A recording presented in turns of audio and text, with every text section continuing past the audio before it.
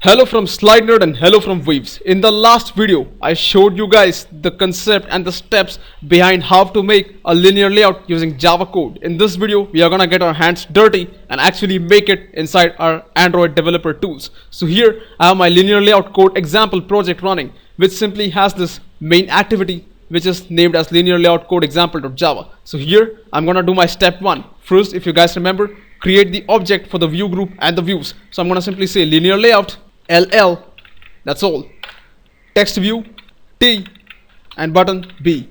Now remember, if you're Java developers who are experienced, you probably look at these names and you're disgusted. I know it's not good naming syntax to give names like that, but still, to keep things simple, here I'm gonna give simple names like these. So next is to actually instantiate each of these references which we have created. Here I'm gonna go ahead and say LL is new linear layout, and I'm gonna pass this inside. If you remember, I said this takes a context object in my previous video. Here, if you notice, context is a superclass of activity, and activity is a superclass of linear layout code example. So in short, context is also a superclass of linear layout code example. That means we can simply pass our reference this to the parameter, and that will accept, because a superclass reference variable can refer to a subclass object, and this is a Java property. If you don't know this property, I will be talking about this property in my Java playlist, but this is what you need to remember for now.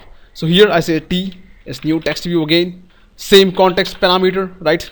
B is new button, same context parameter. So at this step, I have my three objects created, one for the layout, that is linear layout, and then have my text view and my button object created. Alright, next is to actually set their dimensions. Now if you guys remember, dimensions are defined using an object called Layout.Params. So I'm gonna say Layout.Params dimensions equals to new Layout.Params. This takes two attributes, as you guys can see it, width and the height. The width and the height are match parent for the linear layout, because it's going to take full space on the screen, right? So I'm gonna simply say layout.params dot match parent and layout.params.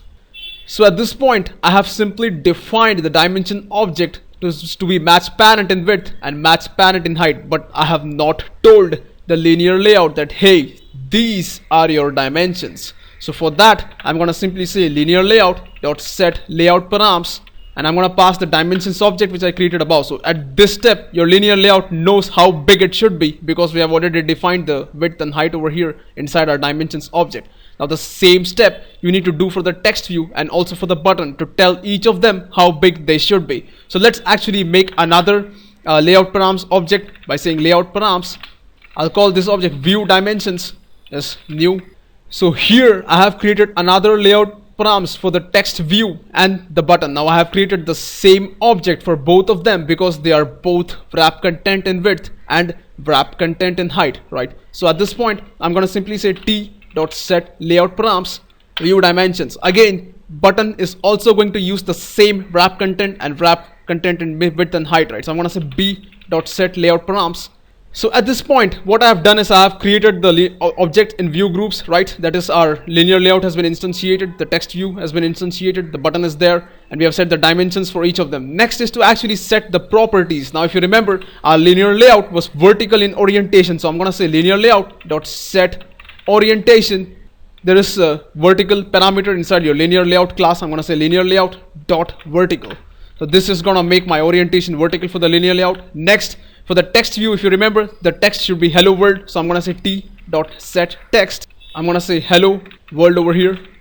For the button, it should say b.set text.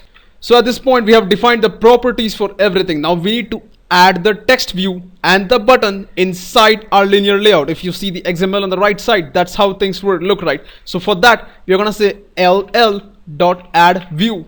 And this will actually add the text view inside our button. So we need to pass the object text view, add the text view first, right? And then we add the button next. So we're gonna say ll.add view b, right? And after this point, our linear layout, everything is set up. Our linear layout has been added. There's only one step remaining. If you see this set content view over here, remove this XML file. We are gonna tell Android that your appearance is contained inside this object ll. Now this LL has your text view and your button, and that means we have set everything up. So let's actually go ahead, run this and see how this looks. Control S, select it over here, run it at the top using this icon. There you go, guys.